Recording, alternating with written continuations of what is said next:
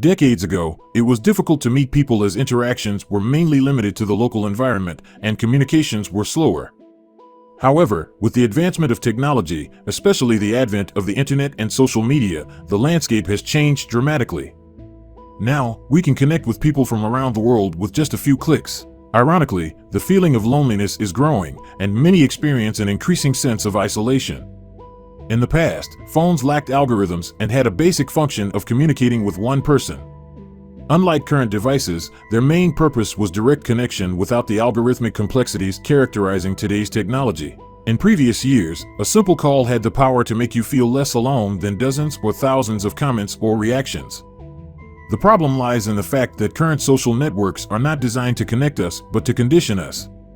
If someone feels lonely because they have lost a loved one and shares their pain on social media, most of the time, they are seeking validation through numerical responses in the form of likes and comments. Perhaps you have seen it, people recording themselves crying or sharing sad experiences, not necessarily seeking compassion, but rather in pursuit of a reward in the form of notifications, likes, or even attention and fame. Additionally, it seems that social media doesn't connect us with other individuals with whom we could genuinely share, but rather with celebrities, millionaires, political teams, brands, products, and even influencers, YouTubers, and TikTokers.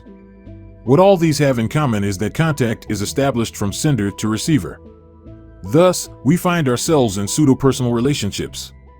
The saddest part is that, for some people, this is all they have. A voice that emanates daily from speakers, a constant presence that the resigned person simply accepts.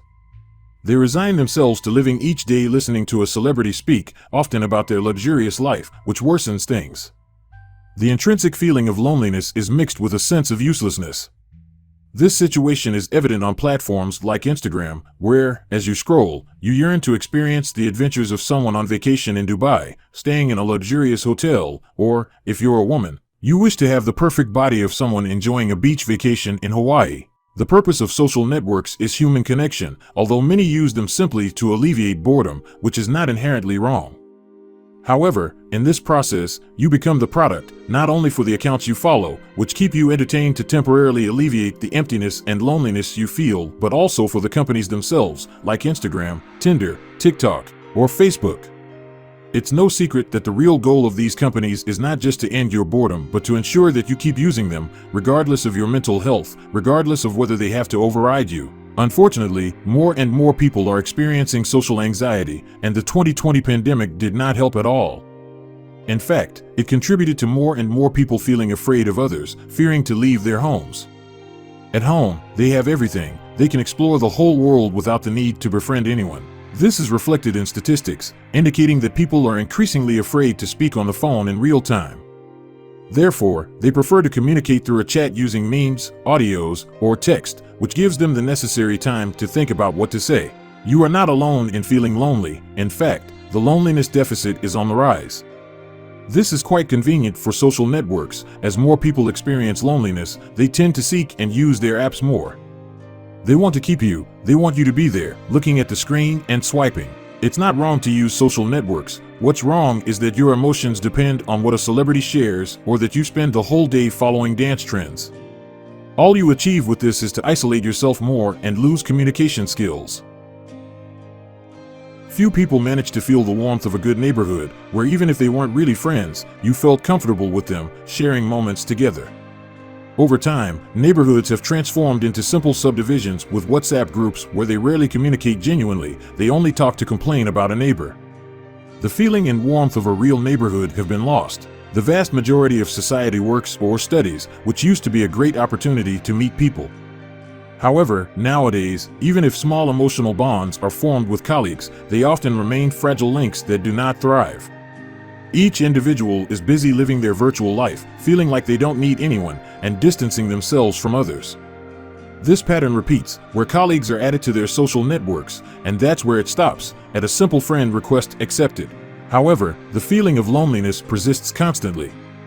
The worst part is that this feeling often leads to depression. There is a fundamental difference between being alone and feeling alone. They are completely different emotions. Feeling alone often arises from monotony, from living a one-dimensional life, and in our present, this has become the great epidemic of social networks, and we are all infected. Ironically, we ourselves foster behaviors of loneliness, anxiety, and depression. There is a great tsunami of social media posts containing depressive, anxious, or generally sad messages. This phenomenon is a side effect of social networks because when we feel lonely and depressed, our posts reflect those feelings, creating a great vicious circle.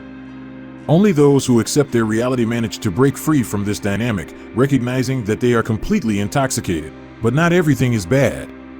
If you feel this way, look for people who really mean a lot to you.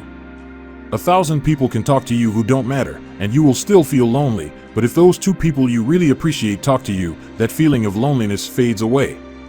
Keep in mind that the root of modern loneliness comes from the sense of companionship, love, or warmth that we get from our posts, our reactions, the great dose of serotonin we release every time we scroll on TikTok or follow someone on Instagram. We are totally spoiled, thinking that social networks truly fill us and make us interact, when it is quite the opposite. Human contact is dying. Human connection is not a product you should manage daily. Turning on your phone and immersing yourself in debates on Twitter will not fulfill you. Keep in mind that most of the time, you won't change anyone's opinion. You will only be wasting your time, your humanity. You are wasting the opportunity to feel true warmth without realizing it, spending your valuable time scrolling through Instagram and liking posts. You become just another number for the person who posted that picture. I understand that meeting people is difficult. It's easier to stay in an app and let the algorithm recommend who to follow, who to interact with through a chat, and forge a friendship. However, this virtual friendship will likely be lost over time, being one of the many fleeting friendships. But people are still people. You, listening to this, remember that we are all complex beings. Even if you think you are not complex, you have your degree of complexity. So, meeting people becomes cumbersome, something heavy, because they are 2 flesh and blood humans interacting in real life.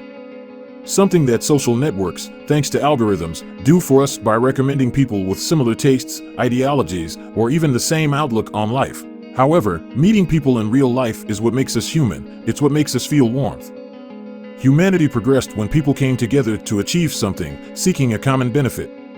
That real connection is what drives progress and the true human essence. A connection that is becoming more fragile over time. Although there are many reasons why you may feel lonely, spending too much time on social networks, with the bombardment of serotonin and the false illusion of companionship, can be one of them. Don't let an algorithm dictate your life. You have control over your own existence. Although loneliness is a complex phenomenon and can have various causes, it is something many people are experiencing in these times. I invite you to go out, connect through real-time speech, get to know, be interested. If you don't study or work, join a face-to-face course. Improving your communication skills will make you feel good, and you'll see how everything improves. Instead of connecting with someone through a like, you will connect through the human warmth that characterizes the vast majority of people. If you have difficulty communicating with someone, join clubs, courses, or places where people share similar interests to yours, where you can talk and be heard, where you feel comfortable. If you have a hobby, use it as a means to connect. If you feel that you are facing serious issues of depression or social anxiety, consider going to therapy. Therapy is underrated nowadays, but it can save lives, transform a gray world into one full of color and nuances, and allow you to grow as a person. Understand that nobody is perfect, including yourself. Even if you have self-esteem issues and feel inferior, remember that there is no one above you. Everyone experiences moments of sadness, desperation, and makes mistakes. We are all human. Don't strive for perfection, strive to overcome. Focusing too much on others and seeking perfection will only harm you when you realize that no human on earth has achieved perfection. So lift your head, remember that the sun rises every day and then the moon. Each day is an opportunity to improve, to overcome, to achieve your goals. And most importantly, you must know that you are not truly alone. Outside, there are thousands and millions of people who would be delighted to meet you. Each person is a world, each person brings a different perspective. Remember that through a fleeting interaction on a social network, it is rarely possible to advance in a human bond.